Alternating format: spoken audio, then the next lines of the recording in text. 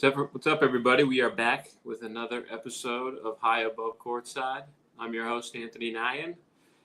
That's my partner, Steve Cruz, and we're not feeling good. Down Definitely 0-2 not. to the Knicks. Did not expect to be here, but we're going to pod through it. We don't just show up when it's sunshine and rainbows. We show up when it's doom and gloom as well. And Look we're outside. here. It's fucking We're miserable out here there. That's how to I feel in address here.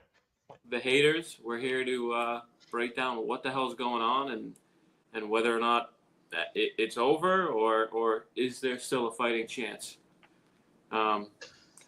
Steve, I kind of know your thoughts, but what are your thoughts so far? Doom and gloom, bro. But I didn't hear no bell. I didn't Nope. hear no bell. Only down 2-0. It sounds terrible, but been here before, as you said, before we got on and hopped on here. It's you never think you're gonna have back-to-back cold nights going 25, 102 games from three. That's kind of tough. This is kind of repeating a little bit of the 23 Heat series. Hopefully we don't go down 3-0 and have to win 4. That just takes so much effort and You got to energy. win game 3. Yeah, we are dealing with some absolute just lemon booty out there. The percentages across the board for everybody. I'm just going to give you 3-point percentages for the series against the Knicks. Jaylen Brown, 17.6. Derek White, 29.6. Tatum, 25. Drew Holiday, 22.2. Peyton Pritchard, the saving grace, 35.7. Al Horford, 10%. Jesus. Kristaps Porzingis, 100, baby. Let's go. Number one, okay. And it's just like, and you could even go the same for the field goal percentages. There's two people above 40. That's Peyton and Drew Holiday that are playing serious minutes. Luke Cornett actually 62.5, but he's 17.4 minutes. Everyone playing over 20 minutes is not shooting the ball well at all. And to be honest, the Knicks aren't really shooting the ball that well either. They haven't had a magnet game or anything like that. It's just their fourth quarter crunch time stuff is great. I'm already on here with the percentages. So let's just go through the restricted area, 67%. In the paint, 30%. From the mid-range, 27.8%. From the corner, 21%. And above the break threes, 25%. It's, like I said, a whole lot of lemon booty out there, and it stinks. Yeah, so, I mean, you said it well. First, I do want to give the Knicks some credit. They deserve a lot of credit. The Knicks have proven me wrong in the sense that they're tougher than I thought. There is something about them coming back in these fourth quarters, and I don't know if maybe that has to do with playing a lot of close games in the regular season and the playoffs. You're just you're used to the situation more, and you're more adept at pulling through in those type of situations. But I mean, overall, and I think any regular Knicks fan would tell you, like, they haven't been incredible so far. Jalen Brunson shooting 35% for the series. I think Cat has been good. He's proven a lot of his doubters wrong. He's been tougher than I thought he could. Game 1, he gets into foul trouble, but he still makes some big plays late. I thought he was great in Game 2 for the most part. He hit big shots when they needed him to. He got big offensive rebounds. But, I mean, part of me thought the only chance the Knicks could win was, variance, which I think is happening to a degree, and Jalen Brunson going off, which hasn't happened. So, like, we haven't seen vintage Brunson. It's not like he's going for 40, 35, shooting 60%. He's kind of an ass for them, too. In Game 1, he hit big shots late. Game 2, it wasn't really him down the stretch. I mean, he hit 2 free throws at the end of the game, but it was the other guys for the Knicks. And by the other guys, I mean Mikal Bridges, who's been great in the fourth quarter, and OG Anunoby, who's been great the totality of both games. Give them both credit. I did not believe in them. I don't think we are in the minority for not believing in the Knicks in the Everybody series, thought that, for not believing in those two guys specifically. I mean, they got worked by the Jays and the Celtics in the regular season. They got worked by, quite frankly, every contending team in the regular season. So you're like 0-10. Right. So, I mean, this isn't, this is a revelation, and it's a credit to the Knicks for persevering and taking advantage of the Celtics playing terrible down the stretch of these games and playing terrible. I mean, they're playing terrible for most of the game, essentially. So, yeah, another percentage that I like. So, all credit to the Knicks. The Knicks are here for a reason. They're up 2-0 for a reason. I don't want to make this all about this. Celtics are just missing shots, pure luck that the Knicks are winning. No, the Knicks still have to go out and make plays in the fourth quarter to win these games, and they've done that in both games. So credit to them. They deserve to be up 2-0. Period. Now we can talk about variance and talk about, you'll turn on the get-ups and the Felger and Mazzes of the world, and they want to talk about these, made-up, quite frankly, stats. And they're not even stats. They're just words like soft or words like not battle-tested or not having heart or whatever those things are. Get the fuck out of here. I just hate those conversations because they're so subjective. Like, they don't mean anything. And, like, especially nowadays when you have numbers in front of you that you can look at and kind of tell the story, and you can do a rewatch of the game and see what happened down the stretch. It's like, I don't know that, like, you can't sit here and tell me a team that won the championship last year, who was went to 5 conference finals, 2 NBA titles, has won more playoff series than any other team in the NBA since 2017, is not battle tested or have not learned their lesson or like this isn't an 8th grade basketball team. Like, Al Horford is 38 years old. He's won 2 national titles. He's won an NBA championship. He's won 1,000 NBA games. Like, does he need to learn a lesson? Or does Jason Tatum, who's won more than any player at his age, up there with some of the all-time greats at his age, needs to learn a lesson and needs to be tougher or whatever? It's just subjective. It's demeaning to, like, the players that you don't know these guys, and so I'm just not going to play that game. So this stat that I came is insane, and in the past 5 years, the Celtics have played 477 games, regular season and playoffs. Mm-hmm. They have shot below 37% only 13 times, less than 3% of all their games. And in the first 2 games of the series, they're at 35.1% and 36.2% respectively. I don't know how you look at that and you tell me that, like, if they just had more heart or whatever you want to call it, they would shoot 40%. Like, some of these shots, and like you tweeted out on our High Above Courtside Blue Sky account, I mean, it's wide open threes. And the butt naked dude. You got to make them. There's 3 guys in the paint in a lot of these, and it's a make-miss league, and it sucks that it happened to us, and it's embarrassing, and it's first team ever to blow 2 20-point leads.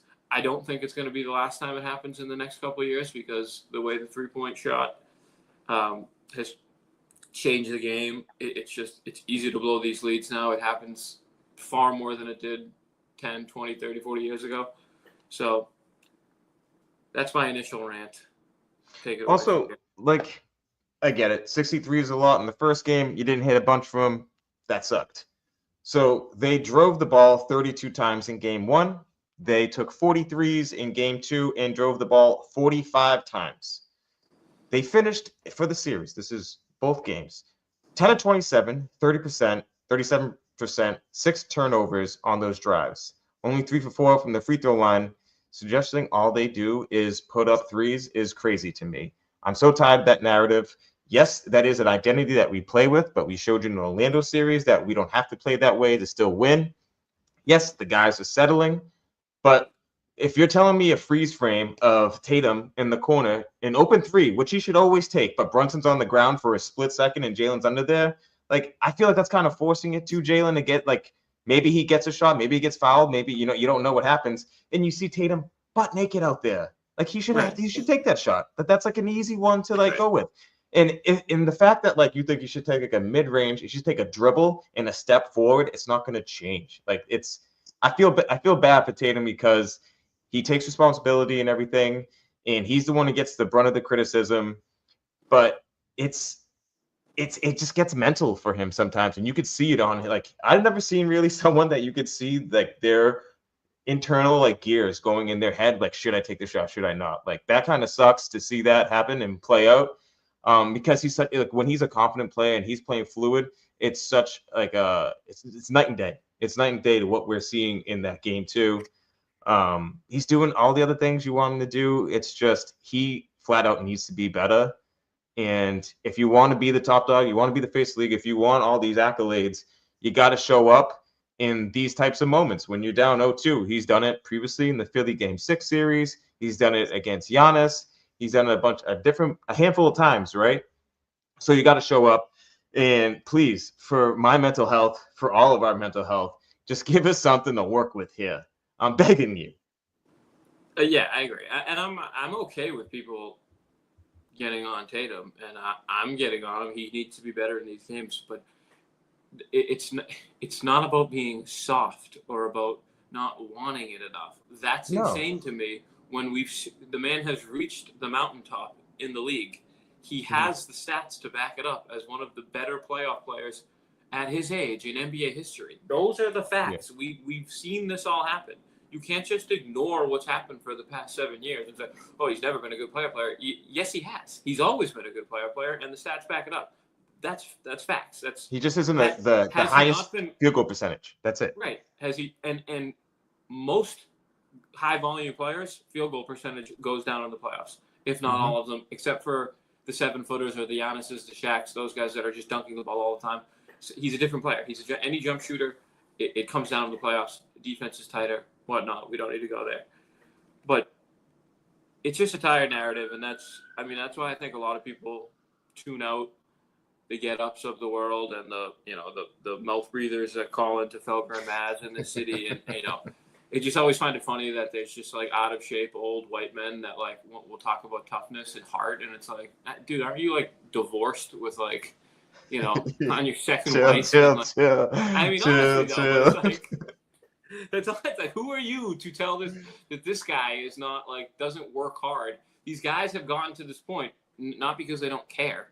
So that's why I have a problem with that.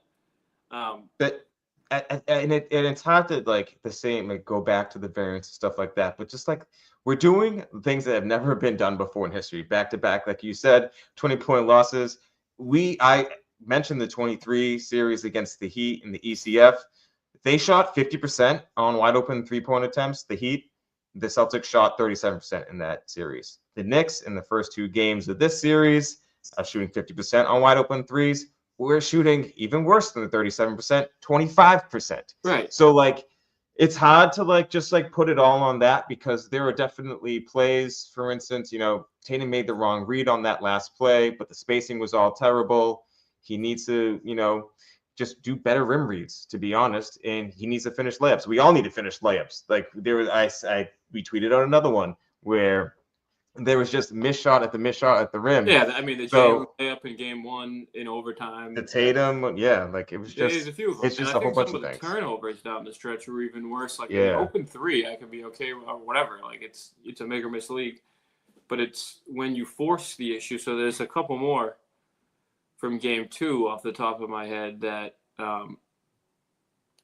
So there was one in the fourth quarter that Al missed a wide open 3, and then a few possessions later, Al was set up for another wide open 3 at the top of the key, and he kind of up faked it. Cat was waiting in the paint, not going to contest it. So and Al puts it on the floor and backs him down and throws up a hook shot that didn't look good from the jump, and it's just like this is what I mean is what would you can't tell me that you would rather Al Horford back down from the 3-point line and do a hook shot from 10 feet away over a 7-footer rather than just take a wide open standalone 3. I'll look at the results of Al missing that. They took 24 shots in that fourth, right? 11 3-point attempts, 13 2-point attempts. They were 3 of 13 on 2s, 2 11 on 3s. It doesn't matter where the fuck these guys are shooting from. It's just the orange ball is not going in the basket. That's all it is. Sometimes, unfortunately, that is the basketball. And they didn't score for 8 fucking minutes. Yeah. That was crazy. They missed 14 straight shots. And also, like, the defense was great, right? It's like you held them to 91 points. But in the fourth, it was just they were getting anything they wanted. Mikal Bridges was just looking like prime MJ on Right. So these that's the other mid-range thing. shots. I mean, that's the other thing. Like, if you look at the Celtics shot chart and the Knicks are Michael Bridges. Credit to him, he didn't miss in that fourth quarter. He's 5 unreal. of those shots were fadeaway 18-footers. I mean, I'm sorry to all the people that complain about Tatum. If Tatum just took fadeaway 18-footers all fourth quarter, people would be so angry about that. I mean, but the difference is Michael Bridges made them. So credit to him. You got to make them. But those are not good shots. So, again, to get back to a make or miss league, fine. I think the same reason that the Celtics are down 0-2 is the same reason I think they still have a chance in this series. Because if the variance is flipped just a little bit, if Michael Bridges misses one of those turnaround 18-footers, if, Peyton, Derek, Jason, any of these guys make one of those wide open threes, it's a 1-1 series, if not a 2-0 series for the Celtics. So It is the smallest margins, and we've benefited on the other. We've been on both sides of this. We talked about the Heat series. I could point to the Indiana series last year. We swept that team. We were down in the fourth quarter in 3 out of 4 of those games. So anyone that wants to that this team can't pull out close games. They did it in the Eastern Conference Finals last year 3 out of 4 times. They were down 13 points in Game 3 in Indiana, came back and won in the fourth quarter. They were down, 6 with under a minute to go. I left the Game 1 of the Eastern Conference Finals last year because I stayed. It was dead in baby. the water. I ditched my boy here to catch the early train, which I don't regret, to be honest. But, I mean, that's my point. It's last year, Jalen hits a corner 3 that ties the game, and they pull it on overtime. This year, Tatum misses a 3 at the buzzer in Game 1, and they lose in overtime. It's such small margins that, you got to give credit to the Knicks on just being able to pull it out. But I don't think Knicks fans would tell you, I do have one Knicks fan buddy that I texted, and he's still I don't know, man. I'm not, I kind of texted him after Game 2 and was like, I think you guys got this. Congrats. And he was like, I don't know. He was like, I don't feel great about it still. I mean, he's dancing on our grave, and that, good for them. They should celebrate these 2 comebacks. It's awesome. We'd be clowning Knicks fans for it too. So I'm fine with all that. But it's not like they're whooping us by 25 points, and it's utmost confidence on that end. But the other thing is, like you mentioned, Brunson hasn't gone off of 40. Cat hasn't gone, 8 for 11 from 3. They haven't had a magnet ball. Josh Hart in Game 2 was phenomenal, dude. Props to him. He's got no fucking shot, and he just plays the game so hard. He's unreal in transition, dude. You hear him. You can hear his steps. His that 1-2 step through the TV. Right. It's so crazy. He's so powerful there. And he ended up going 9 for 15, 60%. He had 3 threes. It was and the effort he plays with, the rebounding. I don't know what we got to do. We can't let the missed shots take us, out of the game. We got to keep on it. We got to stay on it. We can't let go at all. And I would really love for that fight to come through, at least to come through the TV. You know what I mean? Because sometimes you just see them, and then that butthole gets tight, and then it's playing prevent defense in the fourth quarter just to maintain that lead. Right. You're up 20, then you're up 16, and then it just keeps getting whittled down. And I don't know if you want to go there, but we got to kind of put some of this on Joe as well. Yeah, so to get into Joe, the timeout at the end of the game, I can still kind of go both ways on that. I think maybe he could have should have. But after a free throw though, they made the free throw, call timeout.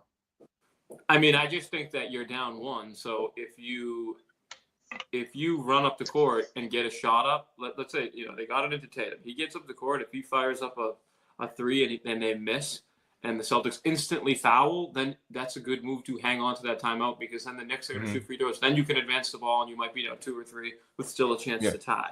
So there is a both sides argument. It's just once he kind of pitter-pattered when Robinson played it the right way, that's when it should have been timeout.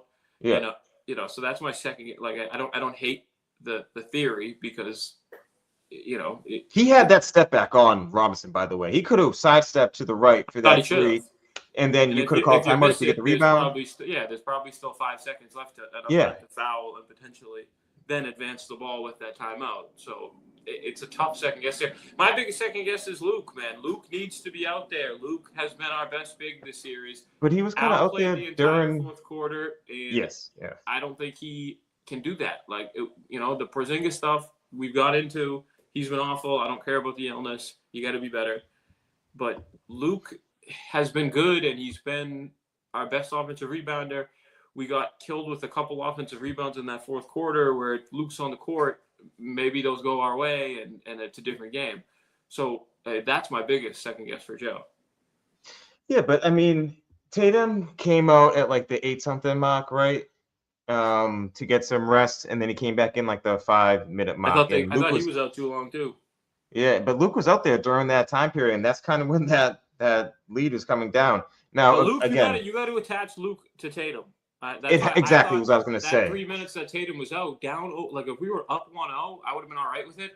But we're like, that was kind of a must-win game. I was like, play Tatum. We were up 9 when Tatum came in, and they beat us by 10 for the rest of the time. And Luke needs to be paired with Tatum. It just makes him have more room to go downhill or bend the defense and kick it out. I know they're packing in the paint a little bit and they're trying to shade in, but you need to have Luke out there with them because that's the two-man game that worked all fucking season. That was right up there with Jokic and Murray as the highest points per possession.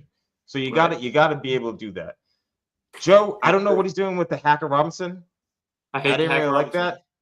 That was terrible. Like, what are we doing here? You put them into the bonus, and then Tibbs outcoached you because he wanted that. He took OG away from the scorer's table, and then he was like, "Oh, well, once he's in, then we're good to go." Then and you then go that right back in. Foul at the end of the game ends up being foul shots when exactly that's on the floor. So yeah, no, I hate that, and I just hate the unethical hoops. I trash everybody else when they do it. I trash Steve Kerr when he did it to Steven Adams in round one. It's just maybe it's the basketball gods shaming us, and they should stop it with that crap. Like the only time I want to see the Hacker Robinson is if he gets an offensive rebound, wrap him up and don't let him finish, which Porzingis couldn't do in the fourth quarter, and he lets him get he got a putback and missed airballed the free throw, but still, it's like that's the only time I want to see it, to be honest. Yeah. Here's some positive spin because like we just spent a good amount of time dumping on the guys with a little bit of silver lining in there. Via Bobby Mox, this was Celtics had the best winning percentage in the clutch games this season. Last 2 games in the fourth quarter in OT, the field goals were 11-58, 19%, 5-29 from 3-point land, 17%. So they showed it all season. You just gotta nut up here. You can't let that dissuade you. You have to be able to hit your shots. And maybe you need to drive more and play off 2 feet. So you're not just like in the air when you get, because if they're gonna swarm you, that means someone else is gonna be open. You get like that's what I like. Slow down. Jimmy Butler does a great job of that. Like sometimes he just drives just to to pass, but to bend the defense, and you slow down by playing off 2 feet. It makes it so much easier for you because if you pump fake there in the air, you can get the foul, or other people want to get that block. You saw that in the last play. There's 2 Knicks guarding like 4 of the guys, and then the other guys were just guarding Tatum. And I just think you got to be more sound when you come into your rim read. Just got to be better. That's what it comes down to when you're going downhill. Agreed. One other thing I want to mention that I hated about Game 2, and I think Tatum has to. I can't like he needs to take the step back 3 and the pull up 3. It's part of his game. We've talked about this before. Yeah. Without that shot, I don't care if it goes in or not. I don't care. It sets up everything else. He's not one of these guys.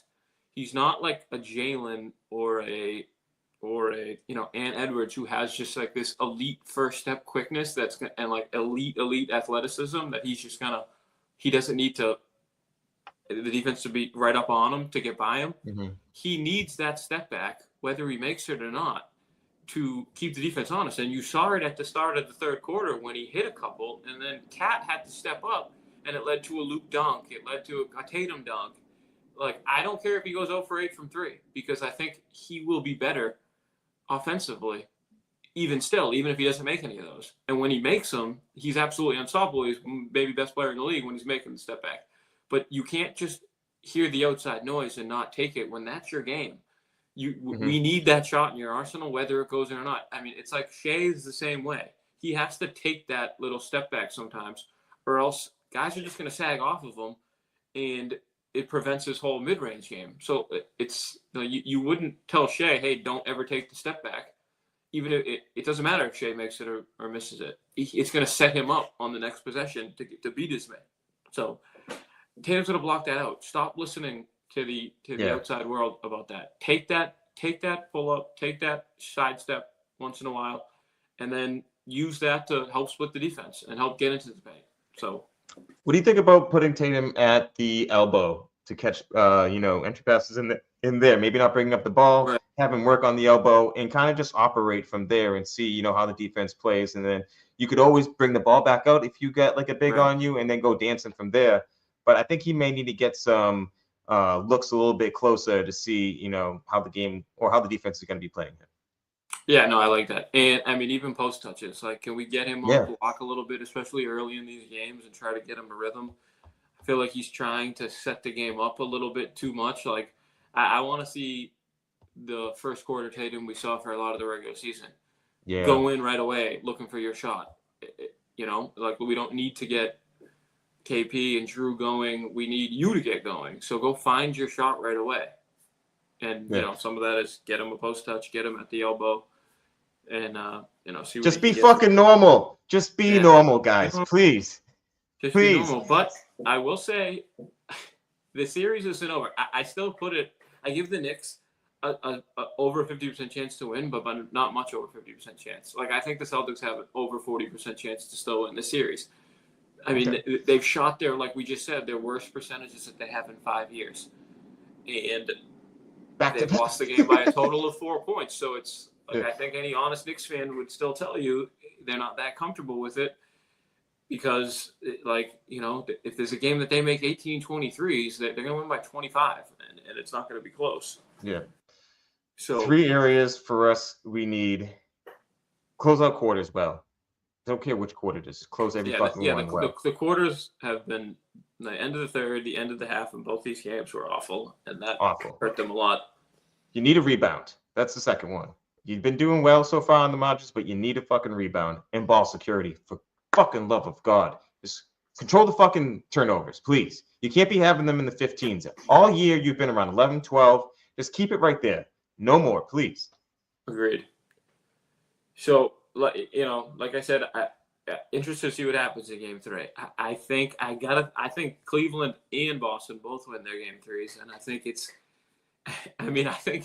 I hate to say it like this, but like, I do think the NBA wants that as well. So there might be a little bit of Scott Foster coming back. Scott Foster loves the road team. Cooking. Like, I don't think they want Indiana and the Knicks both up 3-0 in the second round, and so, not that we need that. I'll take it. I'll take it. I think we're gonna play better, and I think we're gonna win Game 3.